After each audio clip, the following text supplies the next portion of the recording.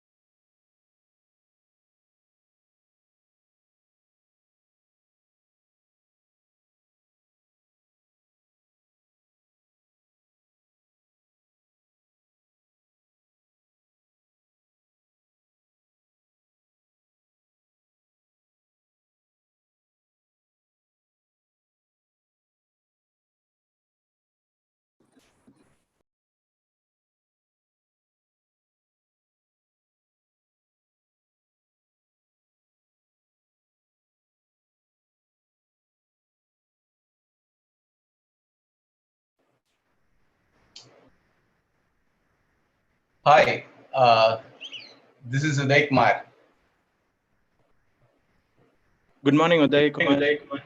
Yeah, good morning. I'll just start off with the intro.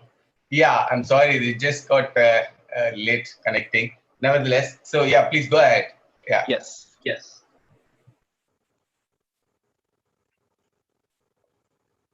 Good morning, ladies and gentlemen, and welcome back to day 2 of Sarva. Yup, indeed, it's day 2, and we're live on YouTube. I'm guessing the caffeine and sugar highs that kept you all going throughout the all-nighters for your projects are wearing off right about now. Yesterday was a success, and today we're hoping the energy stays the same as we have a lot of events lined up for you and your entertainment. Also, we would like to thank our mentors who helped inspire the teams and also incite some really good ideas. And I'm sure this was pretty helpful for most. This is a little bit to know more about the mentors.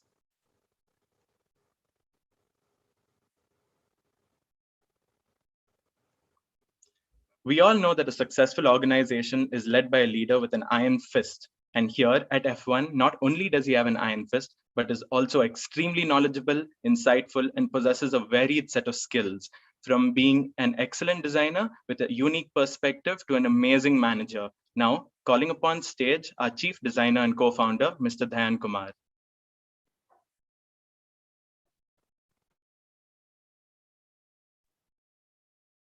Hey, Calvin. Thanks for the wonderful introduction. Yep. Hello, everybody. A very warm welcome and a very good morning.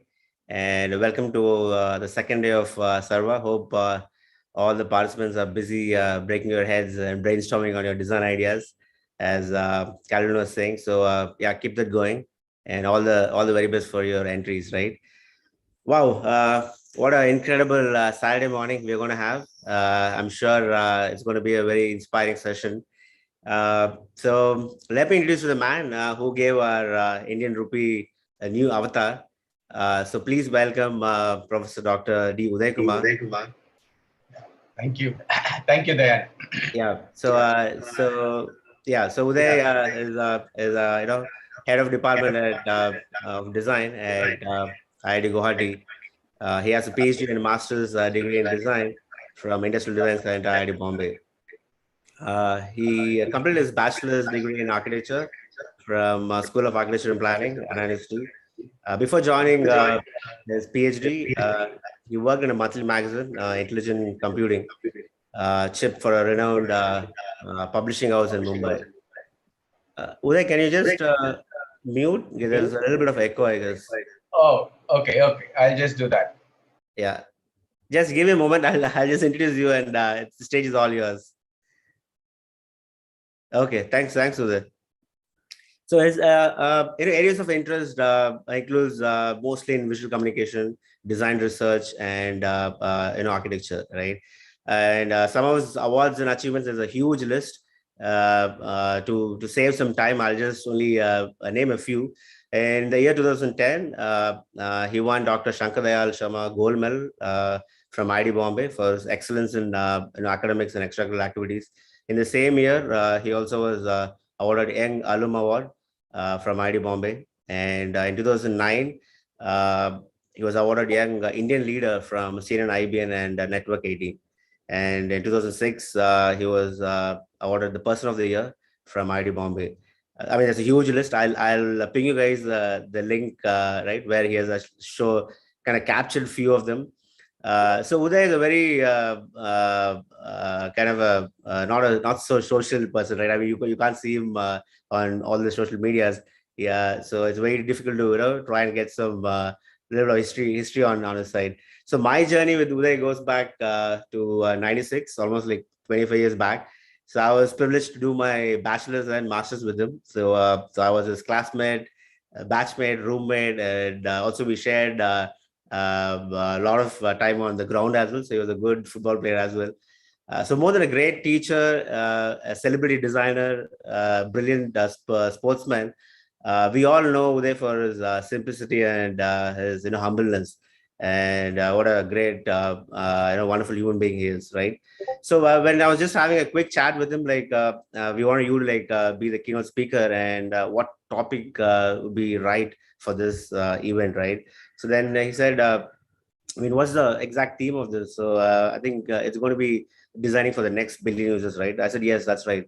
Don't you think I already did one a decade back? I'm like, oh yeah, I think so. Why don't I just present that journey? I mean, how I crafted it, right? And what's the thought process went behind it?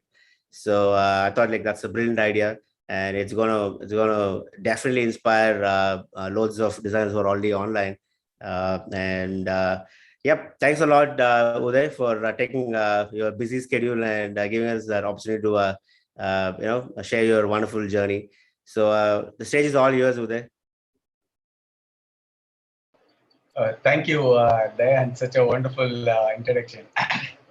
So, like Dan mentioned, I know him for nearly 25 years. He's a very, very good friend of mine, and we share so many things. Yeah, so so right from our college days in architecture, so we played together, we stayed together, we learned together, and it's fantastic to have a friend like him. He's very creative, very hardworking. I know him, like I said, right from my college days in '96. Yeah, so he has also been one of my kind of an inspiration because I could kind of in the sense we both were all in the creative field, so we kind of compete each other as well in terms of assignments, and I could see so much of enthusiasm he has and a lot of passion for design, and we used to discuss a lot on about design and designers and various aspects, especially during the architecture days. And yeah, I learned a lot from him, and it's good to see that he is having his own design firm. He founded it and running for quite a long time and successfully continuing to do that, and it's remarkable. I'm really happy and I'm proud to be his friend and to be with him. And he's also mentored me in my difficult times. So whenever I had tough times, so we used to chat, and he helped me a lot mentally, physically, and so on. So it's just very nice to be here. And thanks, Diane, for having me here. Uh, yeah, so that's it. So maybe I'll just start. Yeah, so thanks for the invitation. Yeah, so I hope I'll be able to make up to your expectations. I know he has a very high expectations in terms of the work is concerned. Already in the introductions, his teammate has mentioned. Yeah, so he's really definitely pushes for perfection and for a good design and great design. And that's wonderful. Yeah, that's what we need. Those are the kind of people we definitely need, because the society needs good design. And with good design, we can transform society. And I strongly believe in that. And I also teach in the with my students. And he's one who is actually practicing it, and with a team of people, and also coordinating a group of people is also very challenging, and to do business and to be successful. So I'm really happy. Thank you, Dayan, and thanks for having me. Yeah. So with that, I just have a small presentation. I'll just share that. Yeah. So yeah. Sure, Dev. Please Thank let you. me know if you could see my screen. Yep. Sure, Dev. Thank you. Yeah.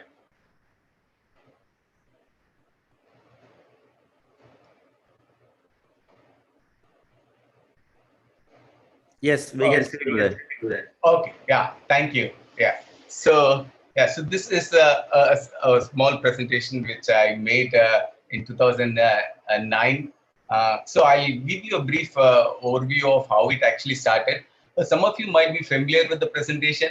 I thought I'll make this presentation in this occasion primarily because the theme of the conference was designing for a billion users, and I thought it would be appropriate to kind of present on the rupee symbol, because anyway, the entire nation is using this symbol, and it's almost nearly everywhere. Yeah, so I thought this could be an appropriate presentation for this kind of an event, and which will also help you to kind of understand how the design actually came about. So that was the reason, and to make this, if we have already seen it, probably it could be a refreshing idea again. So yeah, apologize for that if you're going to watch it or listen to me for a second time. Yeah, so hopefully I'll try to keep it interesting.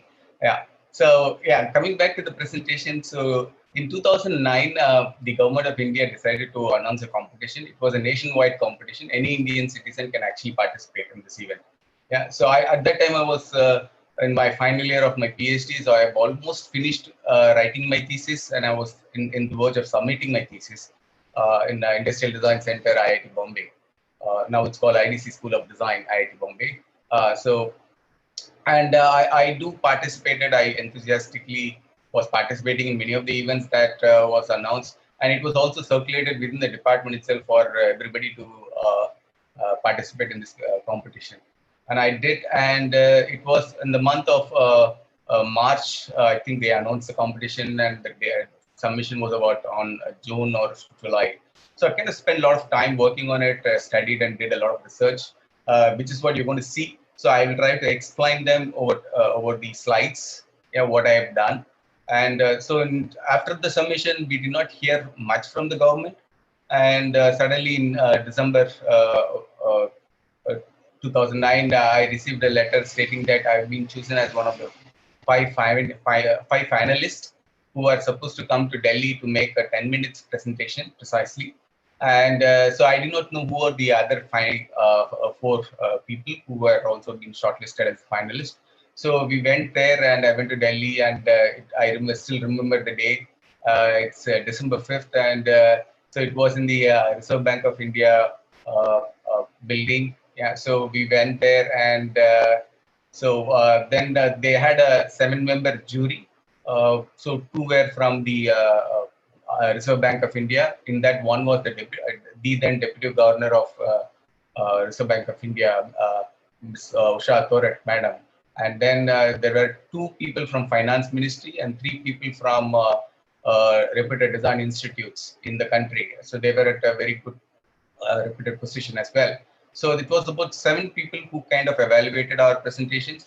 and it was a closed presentation, so I could not see the other finalist presentation. But though we did share what our designs were in the after we kind of the entire program was over, entire presentations were over, we kind of informally shared amongst each other what each of us have done. So, but yeah, like I said, it was a closed presentation, and this is the presentation which I presented with them. Though it was meant for to be for 10 minutes, probably I'll kind of elaborate a little more and explain a lot more things which I really thought about. And yeah, so that's how it is. And even after the presentation, we did not hear from the government for quite some time. Suddenly in July, 15th July 2010, the government announced on the television live that my symbol has been chosen as the final design for the Indian currency symbol. And it was announced by the uh, uh, it was announced by the broadcasting minister at that time. So Ms. Ambika Soni, she directly announced on the television, and even I did not know. And only through the media I got to know that yeah, my design was being chosen. And from then on, yes, so it's been a wonderful journey. So yeah, so this is the presentation. Like I said, I presented to the jury, and I'm going to share it with you as well. So as you all know, this is the symbol that's been in use now. So as a rupee symbol. So the basic philosophy of the concept of this symbol is the scripts. Yeah, so the scripts. So I try to kind of blend both the Devanagari scripts and the Roman scripts. Here you can see I've chosen these two particular letter R and R. I'll tell you why it is. And so why did I choose the script? Because in the competition, they also had several guidelines to be followed. So one of the guidelines was that the symbol should reflect our Indian culture and our tradition and its ethos. So I tried to focus on that particular point, and I was trying to work around how to kind of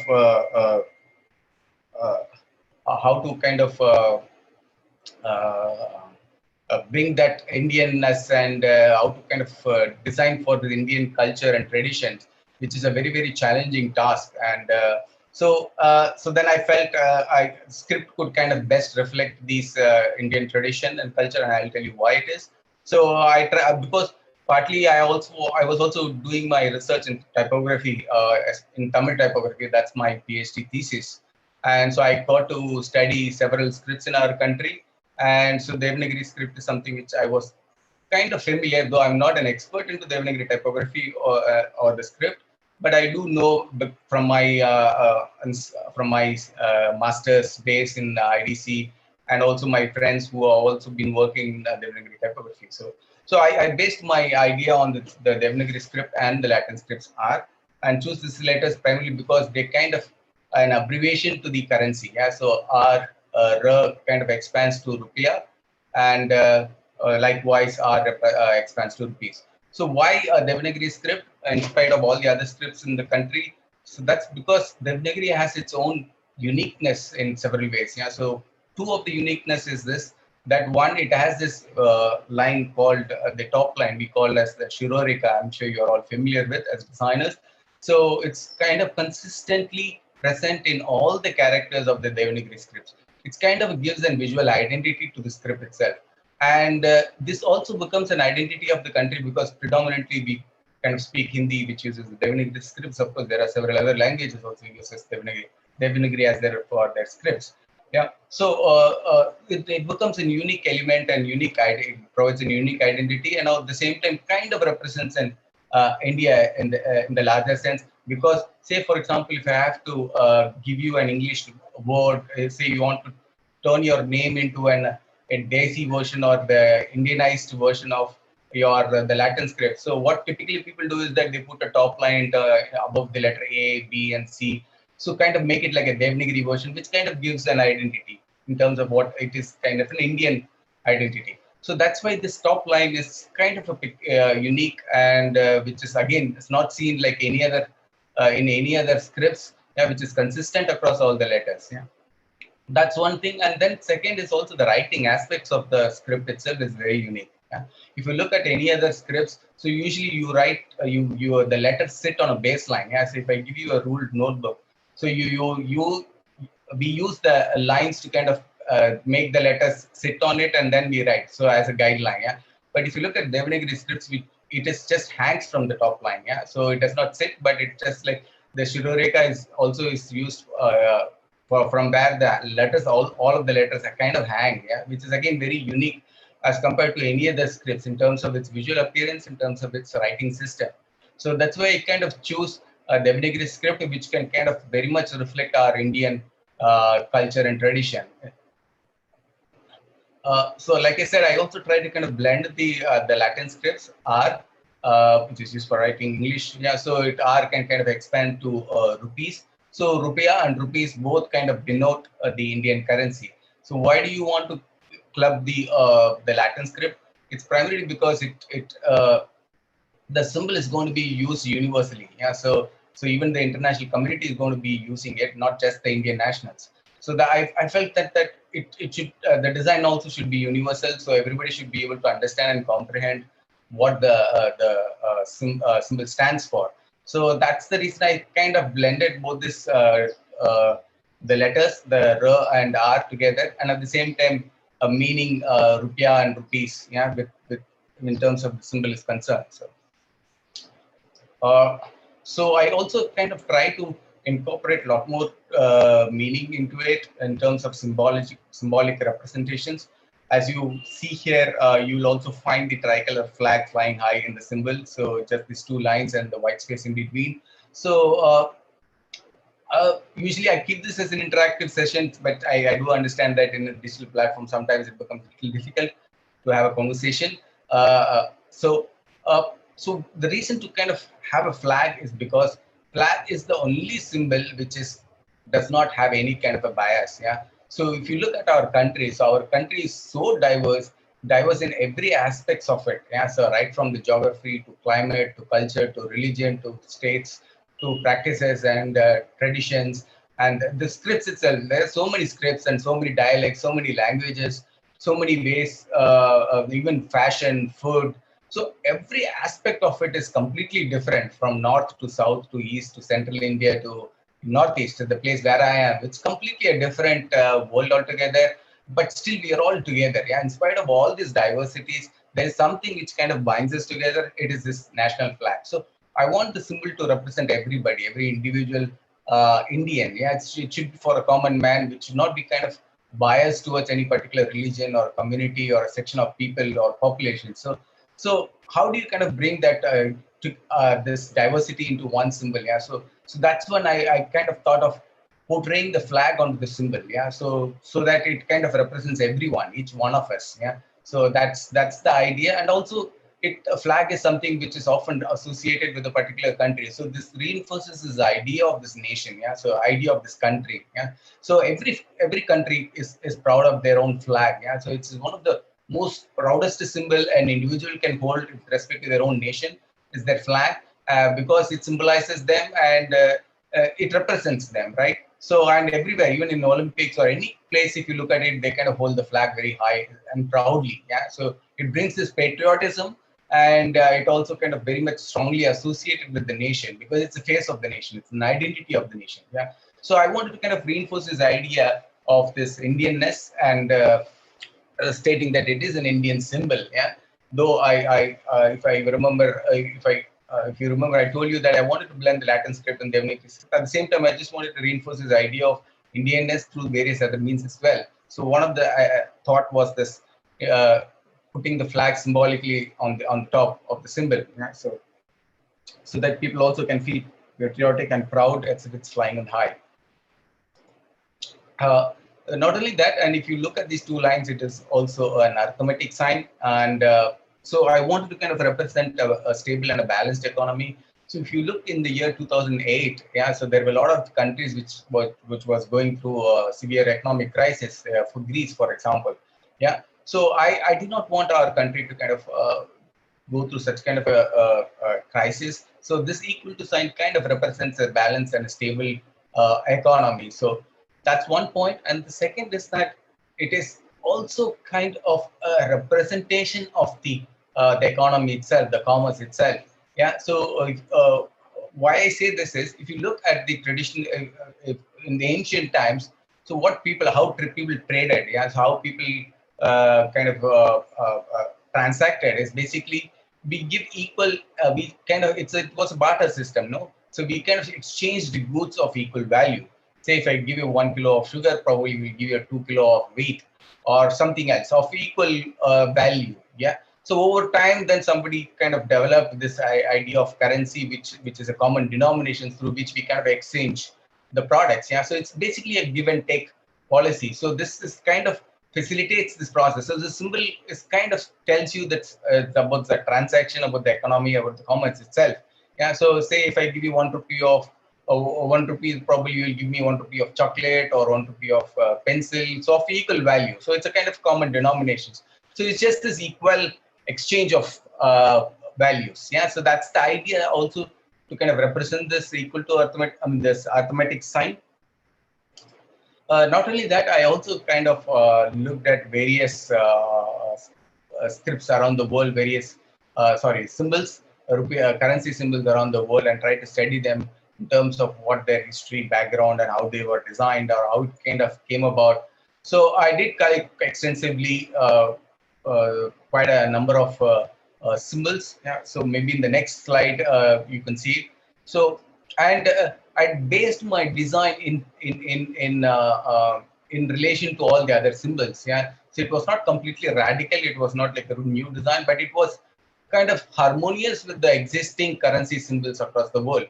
So here you can very clearly see these are some examples. I'm just putting it because of the space. Otherwise, there was more symbols. Yeah. So if you kind of observe very closely, you will kind of find that the symbols are basically made up of a letter, and the letter is either is cut by a line, yeah, either vertically or horizontally or diagonally, right? So that is the most, that is the common visual grammar that you can kind of see in terms of design is concerned. So I try to follow up that because if you have, I'm sure you know about semiotics, yeah. So there are different communication theories, yeah. So in semiotics, we study the science. Yeah, it's a study of science. So there we have this semantics, where in semantics, it's about what the sign means. Yeah. So I'll give you an example. So say if I kind of put a skull and a bone, so what does it mean? So it means that there is a danger there. Yeah. So there are a lot of these visual signs which has an inherent meaning attached to it. Yeah. So it doesn't require a language to kind of explain it, but just by putting it, you kind of know that this means this. Yeah. So this is a danger. And yeah, similarly, if I put a crescent moon and a star, then you know it is Islam. Or if I put a cross, then you know it is Christianity. And or swastika symbols, so then you know it's a Hindu religion. So likewise, there are a lot of these symbols which are very conventionally understood for a certain meaning. Yeah. So I kind of followed in the same idea. Principle, then felt that so there should be something which kind of makes a symbol identify itself to currency sign, not like any other identity or a traffic sign. So this was this visual grammar which I kind of observed, and then I try to retain it and try to make it similar. In fact, one of the few of the people kind of after I won it, there were a lot of publicity and there was a lot of coverage of the symbol. And in one of them, people also kind of criticized it about the symbol. Yeah, so they said that it kind of looks just like the dollar sign or the euro sign and pound and so on. And it was just a copy. Yeah, so there is nothing original about it. But I said yes, it was meant to be like that. It was not it was not meant to be very completely radical, but it was in something which has to be in harmonious with the rest of the symbol. Yes, it was. It derives inspirations from the other symbols as well. So it was intentional. It was purposeful. So I never denied it. So here you can very clearly see why it is so. Yeah. So to kind of make it like a currency sign, not like any other sign, to differentiate it from the other kinds of signs that exist. Yeah.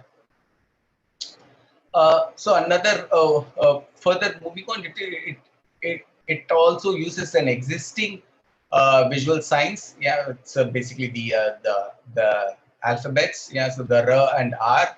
So this, what does this do is that since I've used the familiar letters, it becomes easier for people to kind of recall and recognize. Yeah, and I'm sorry. One second. I'll just move this a little bit. Yeah. So yeah, since you're already familiar with the script, so it becomes easy for you to write and adapt. Yeah, so you don't have to train yourself to kind of draw the symbol, because if you're already familiar with Devanagari scripts, and I'm sure you're all familiar with the Latin scripts, the English language. Yeah, so it becomes easier for you to kind of write because you're already familiar in writing those letters. Yeah. And the simplicity was one of the major objectives which I was trying to achieve. Yeah, so if you look at it, the symbol consists just the three lines. Yeah, two top lines, the horizontal lines, and then one the letter itself. Yeah, so in terms of the visual complexities, it is very less. So that way, it becomes a lot more recognizable and memorable. Yeah, and easy to reproduce. So I also worked on its finer details in terms of the width and stroke thickness and so on and so forth on the joineries and in various aspects of it. So being a typographer and a type designer, this is something which you pay attention to, which you are particular about, and which also kind of guides the aesthetics of the symbol itself, how it looked like, and so on. So I'll also kind of be referring to you the earlier slide later on as well. Yeah, and I also kind of try to take several videos, short videos about 10 to 20 seconds to see how people will actually write this symbol in their day-to-day life. Yeah. So, and also this minimalism kind of helps to kind of make it a lot more easier for them to quickly write and adapt it. Yeah. So I'll just going to play it. It does not have a sound. So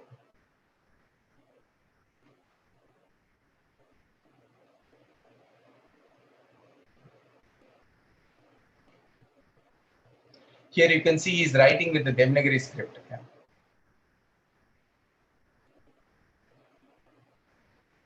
Yeah, so this is just to get an idea of how easier or quicker it is for people to write it instead of trying to learn it and trying to figure out how to write them. Yeah, so of course I did shoot several videos to figure this out and then try to refine the design.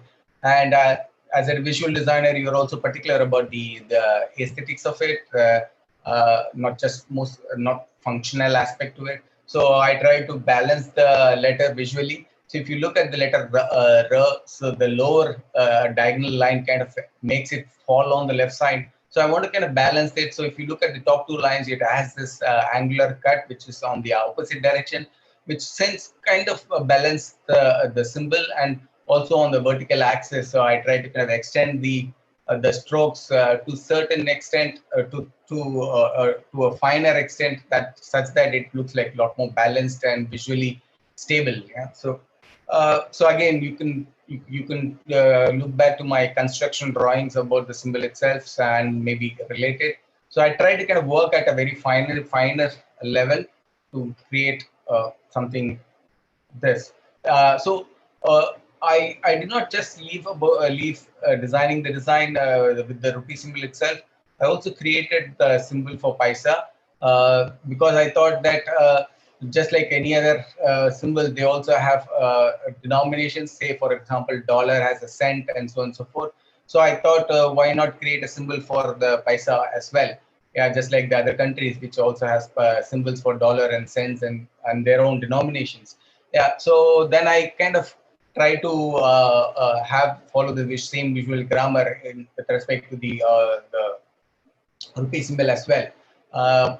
Yeah, so this again, I showed this to the jury and they said that we will think about it. So at the moment they had no plans, so it was just only for the rupee symbol this was about. And so my intention was that so later on they don't have to kind of float another competition and spend a huge amount of money and logistics to come up with the paisa symbol. And even if they come, probably it may not be in harmonious with the rupee symbol. It can be completely different. Yeah, so they both may not go hand in each other. Yeah. So that was the reason I thought I should kind of give it beforehand, even if they ask or don't ask for it. It was not part of the brief, but it was my own idea to kind of showcase or design the paisa symbol as well. Yeah. So this is how it looks with the Devanagari numerals. Typically, the symbol is seen with the numerals, yeah, numbers, and this is with the Arabic numerals, how it look like visually. Yeah. So this is the Unicode position, which I kind of suggested. Of course, I'm not an expert. I don't know in detail, but just my basic understanding kind of helped me to kind of position it in such a way that it kind of has its own place in the keyboard layout, so that people could use it, yeah, or design it in their own typefaces, yeah, provide a position in their own typefaces, yeah. So if you look at the symbol, so it has various meaning embedded into it. Yeah, so I've already discussed about it in the previous slides. So simplicity, familiarity, and all of those things was kind of very much a part of the symbol. Yeah, so familiarity, I kind of missed one point in terms of I'm telling you why familiarity is very important. Yeah, it becomes so easy for people to adapt once you are familiar with the design. Yeah, so if you remember, I've used the existing letters, yeah, R and R, which is familiar. So that's why it becomes easier for you to kind of quickly adapt, not just in terms of writing, but also visually. Yeah. So an example of familiarity, how it kind of makes a difference is that, say, if you are in a railway station or in a crowded places, of course, not now because now it's a pandemic situations, but in a normal circumstances, when you are in a public space, yeah, so there are so many people around you, but we don't actually interact with them, right? Because we do not know much about those people. Yeah.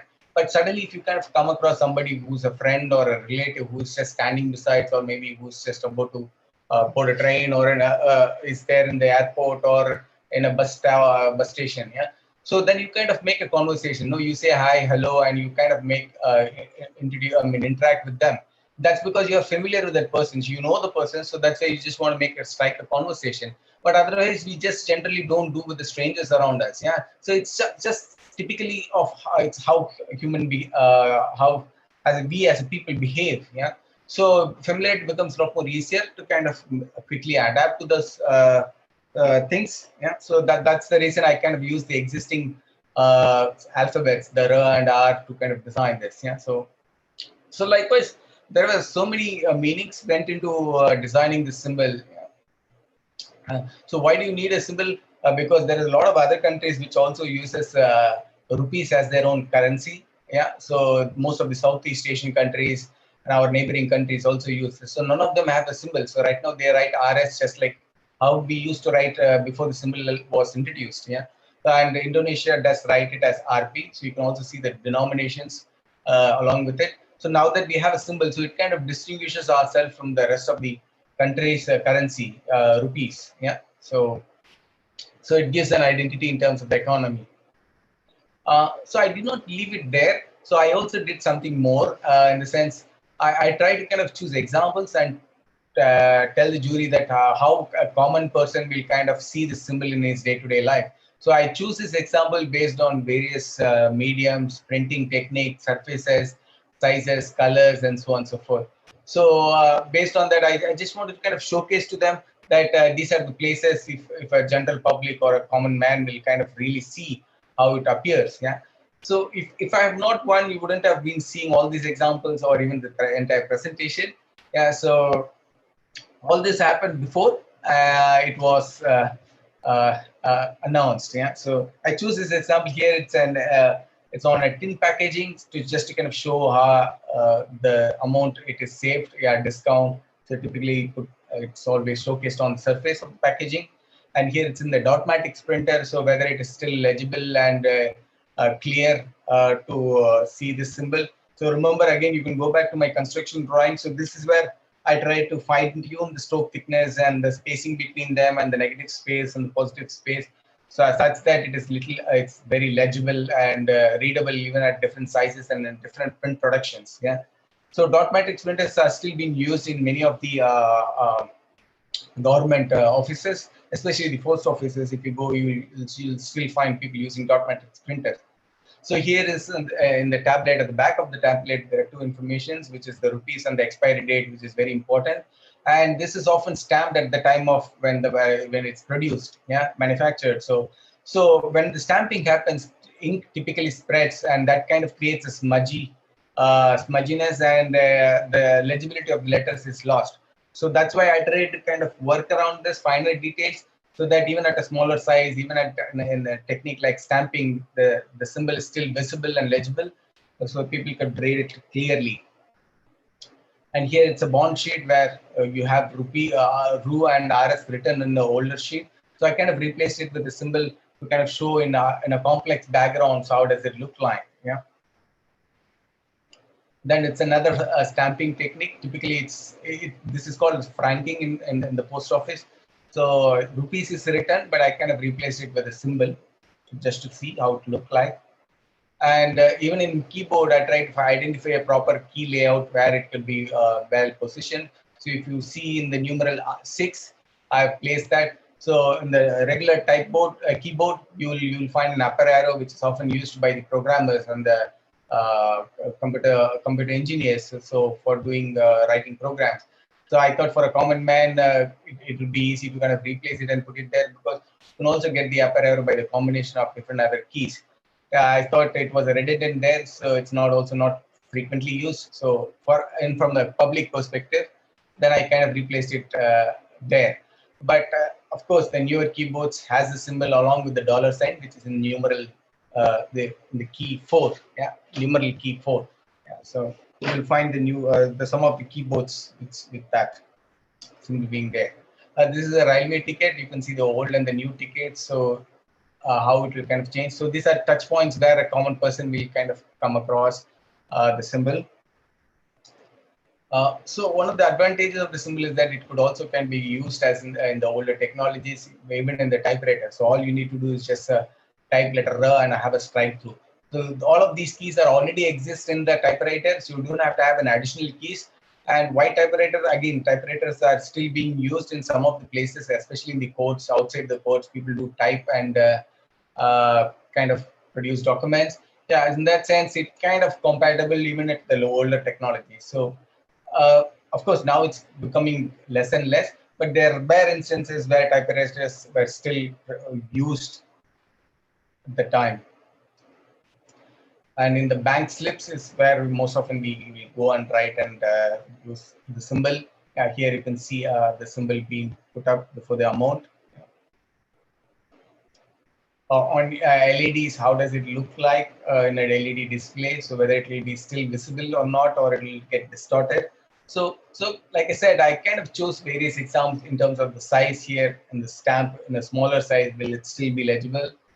And again, another bank slips in this check, you typically find RS and RU written. So I kind of replaced it with the symbol. Yeah. And this is the most common place, is the price tag, where you often find the symbol along with the amount. Yeah. Here it shows with the dollar and the pound sign. You can kind of see some kind of a similarities, and it just like fits in and it's harmonious. Yeah. And it's again just to show the most common place that people will see a symbol. A symbol should signify a meaningful thought. Meaning to a symbol is like soul to a body. Without soul, the body is nothing.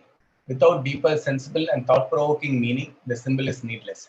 This symbol truly symbolizes our country, our tradition, and our nation's economy and its currency. Yeah, so I'm almost end. So I would like to thank all my school teachers from Lashat Lane Residential Junior College, Chennai, Valsaravakkam, where I studied. It's a boarding school, so I studied from my first standard to 12th standard. So I'm really thankful to all my school teachers who've been who laid the foundation for my future. So they have been of immense support, and they guided me in the right direction to become a designer. And I'm really, really thankful to all my school teachers from the Lashat Lane School. And yes, and I'm also thankful to all my professors from School of Architecture and Planning, Anna University. Again, they've been instrumental in making me a creative person, and they have also opened up a different world altogether, how to kind of practice design, how to work in design, and so on. And I'm also thankful to all my professors from Industrial Design Center, IIT Bombay, who taught me communication design, graphic design, and a lot more. It's not just about the subject matter, but I've learned a lot from my teachers, and they've been very much instrumental in my personal growth and my professional growth.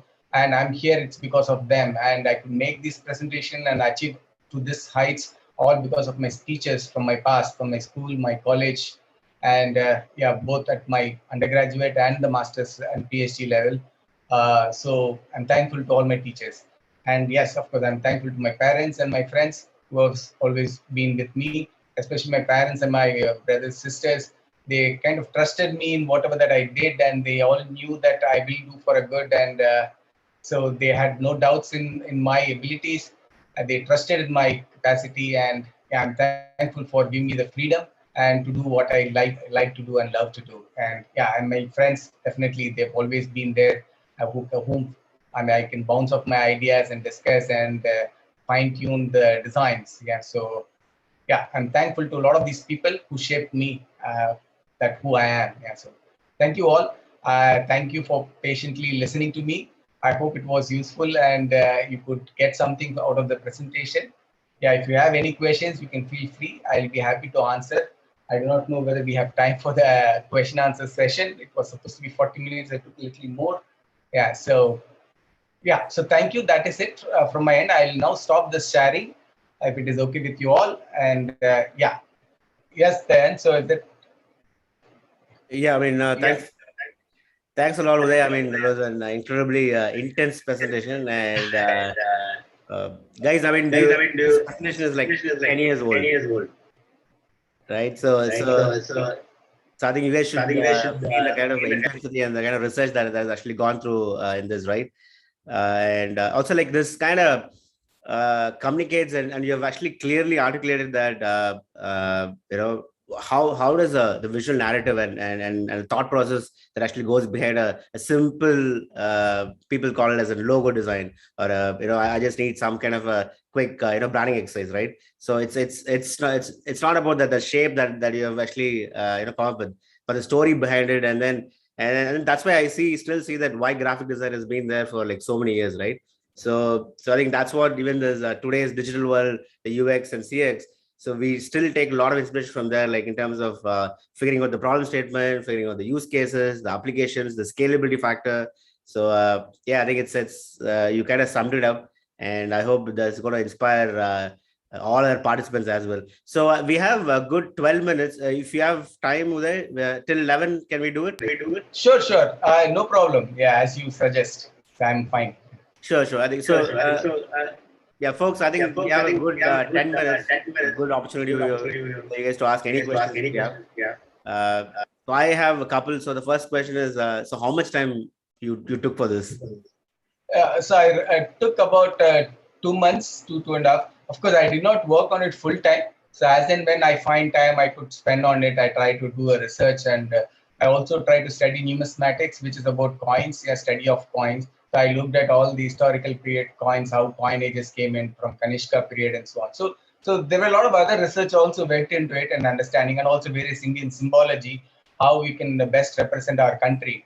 So yeah, so it was not like full time onto the design, but as and when possible, so I could take time and look at do a little bit of research. So in that sense, it was about 2 months. Yeah, so you could say. Okay, and so after it got shortlisted, right? So how did you handle your? Yeah, sorry. Yeah. Go ahead with it. Yeah, now I can hear you. Now I can hear you. Sorry, I was just saying that so once your design got finalized, so so how did you hand over the final assets and made sure that whatever they come up with is very close to what you had imagined? Yeah, so as a part of the competition, submission guidelines, so we are supposed to send various options, various designs. In the various designs, in the sense, I have to send them the construction drawing, the specifications, what is the stroke thickness. Just I showed you on the slide with all the dimensions. So we were supposed to send all those dimensions also as a part of the submission, and also various printouts at different sizes. So yeah. So and different formats they asked us to send. So yeah, that is something which we did. So of course, hopefully they would have taken from there on and then try to implement it or redraw it or design it and so on. Okay, wonderful. Vikram, you had a question? Please go ahead.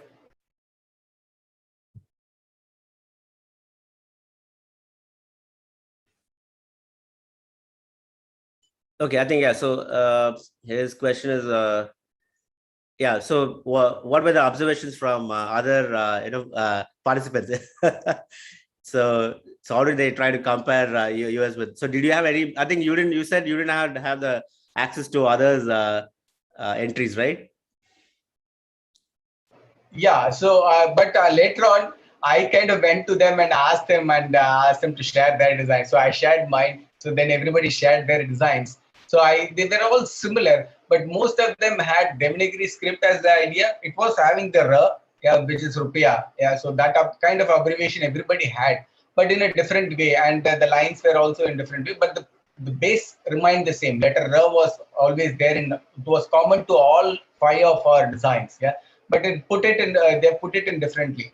So I believe one of the advantages was that I also had this Latin script. So I kind of clubbed the two scripts together, which was not seen in the other script, other people's design. So they were mostly of Devanagari script alone, and they also had other meanings, definitely. But for me, it was this combinations of Devanagari and the Latin script together, and also the idea of Indianness being reinforced further through various other symbolic representation was probably had an edge over the other designs. Yeah, but they were all visually similar, you should say. Got it. Yeah. So can you also like a little bit amplify, because it also has I mean, a design that can actually impact on huge mass, right? So what are those three takeaways for us when we are trying to achieve something like this in future? What are the things we should try and consider? Well, that's a very difficult to answer. There is no one right answer to that. But from my personal perspective, and at least at this point of time, what comes to me is that, see, designers also should think that they're also users. Most often, we kind of always try to see others as the users and try to keep designing for them. See, at least in this context, yeah. So this rupee symbol, I'm also going to be a user, right? So I will also use the symbol. So when you become a user, then it becomes easier for me to kind of understand from the user's point of view. So I keep shifting between a designer's role and a user's role. So if I were a user, what will I do? So then I try to kind of eliminate myself in the design as a designer. But most of the time, what happens is, at least I still see that in the students, they want to put themselves as a designer into the design, which is something which we shouldn't. Yeah, when you're designing for the mass, so you need to separate yourself as from the design, and you need to see design from the user's point of view. And many times we just push our ideas as a designer into the design and feel that this is right and good. Maybe it works, maybe sometimes it kind of really works well also as well, and it's appropriate. But we design for the users, so we kind of want to see to best match to the users what is their aspirations, what is they look forward to, and what is they want to see and how they're going to use it. So users, of course, we do this user study, user research, and so on. But sometimes when we do the design, somewhere we get influenced and we kind of push into our ideas into the design itself. So separating ourselves from the design and then designing for the user, it's a very challenging thing. And like I said, you can see yourself as a user and differentiate between the role of designer and a user, and then kind of design. Yeah. So that will definitely help you. I don't know whether I'm making sense. So this is something which I try to see it. And yeah, that's one point. Empathy, of course, we all know that we need to have empathy. Again, that comes from the users itself, which is an integral part of any kind of a design. But many times what happens, we kind of talk about it, but we never follow it. It's not so easy to kind of follow empathy unless you follow it in your own life. No, it just does not come in a one instant. When you have a design problem, suddenly you will become empathetic towards the user and start designing it. It doesn't happen like that. You as a person, by in general, as a philosophy, you should be empathetic. That's it. Whether you are a designer, engineer, whosoever it is, it doesn't matter. You have to be an empathetic person individually. So only then it becomes a lot more easier for you to kind of look around and understand the reality, and also the pains or problems or issues or concerns or whatever that is. It becomes easier for you to look through. Many times we talk about empathy, but it's just very hard. And again, from my teaching and students' experience, I can see students talk a lot of things, but when it comes to design and looking at it from the empathetical point of view, it is hardly there. Yeah. So that's why you as a person has to be empathetic to really kind of follow through with the design itself. Yeah, just not like one instance suddenly you kind of apply this idea of empathy into the design. But so that doesn't work. Yeah, that's my again personal view. People can argue with me, maybe debate it or disagree with me, which is fine. But that's how I see. As a person, if you're empathetic, and it will just flow in your design, yeah, naturally. and that will enrich your design. Yeah, so that is something which you need to follow. Just don't go because you're in design profession. You don't have to be empathetic, but as a person, try to be empathetic towards your work. Yes. So second and the third, again, it's becoming very difficult. I think I'll leave it there with the 2 points. Okay. Okay.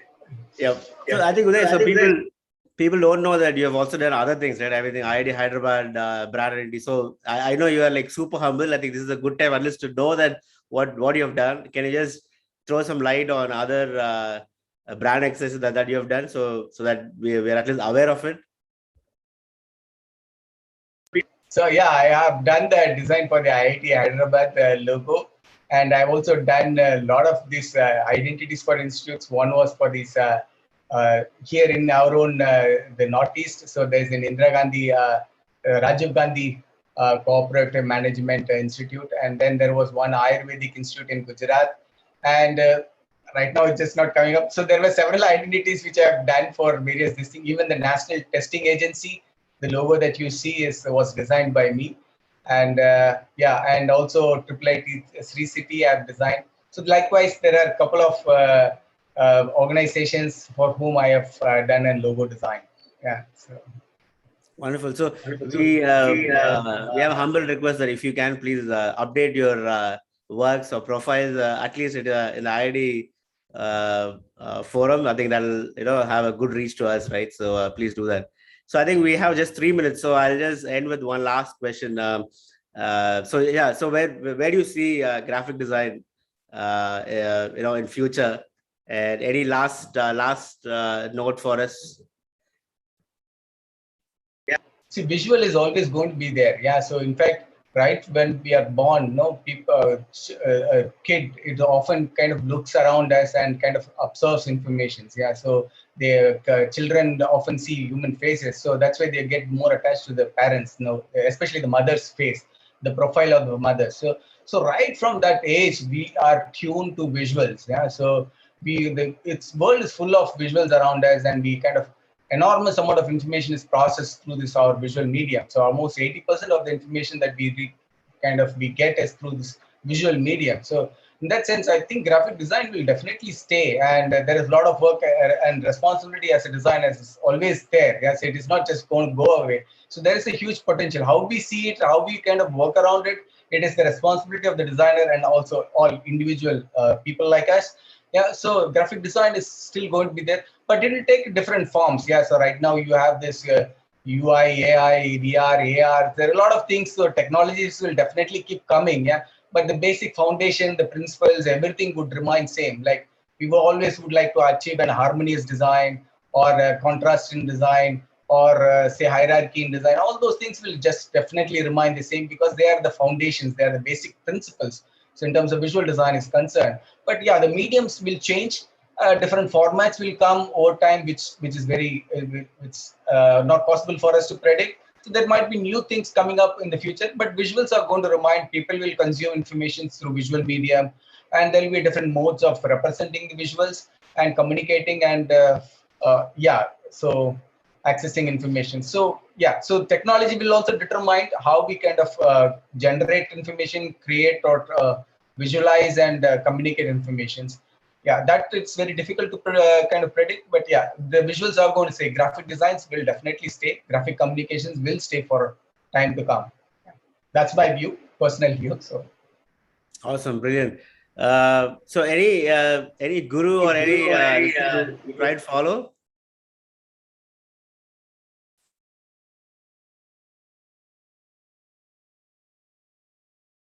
He is on mute.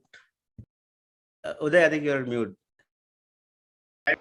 yeah, so all my teachers have always been my inspiration. So I've learned a lot. They've taught me a lot, and I try to follow them. Yeah, so I try to follow what they have told and what they have taught me. And even as a teacher now, I can very much relate to what they've gone through. As a student, you have a different role, but when you become a teacher, you play a different role. So I can very much relate to what they have been telling us and inspiring us for. And so yeah, so I always look to my teachers who, like I said, who shaped my career and life. And I also read a lot about people, all the great people especially in our country. Many people really don't pay attention or spend time in knowing about all of those people, I think we need to read. As a designers, we lack this habit of reading. I insist my students to read a lot, at least about people. Yeah, say Swami Vivekananda. There's a lot of people. Yeah, I can just go on mentioning Gandhiji and so many people, Gautama Buddha, Thomas Emerson. Yeah, and so many people in our own country and abroad. A lot of these great thinkers and philosophers who have gave so much, but somewhere we kind of don't read. So maybe if we read, it will be helpful. So these are people who inspired me, and there's a lot more. Though I cannot, time is it's not possible for me to kind of tell everybody. Teachers are something which I often tell. Yes, definitely. And my own supervisor, G.V. Kumar, who's been very instrumental in making me know about typography, teaching me typography. I'm sure you were there with me together. We learned under him, and also Professor Atpankar, Ravi Puvaya, so many people from IDC. Yeah. So yeah, teachers have been my great mentors and my friends. Yes. So thank you. Okay, I think we're on time. So thanks for Dan, Uday. Please keep inspiring more and more people. And yep, thanks for the wonderful session. Over to you, Calvin. Thank you, Dan. That was really interesting in presentation and truly inspiring, Dr. Udaya Kumar. As promised, we have some really fun events planned during the course of the day. Let me just share my screen real quick. Yep. At 3 p.m., we have a magic show for your entertainment. Following that, the teams can continue working on their projects and return for their AMA with the F1 leaders. So AMA is Ask Me Anything. So do make sure to send in your questions using the link mentioned in the general channel on Discord. Post that, we shall have the much awaited Sarva's Got Talent at 6:30 p.m., followed by a soothing musical performance at 7 p.m. I would like to remind you all to keep posting pics and vids on social media of your team meetups, the events you like, as well as whatever you enjoy throughout the Designathon using the hashtag Sarva2021. Also tonight, dinner's on us. So volunteers will get in touch with the team leaders and we will send you the funds for that and you guys can distribute it amongst the rest of your teammates.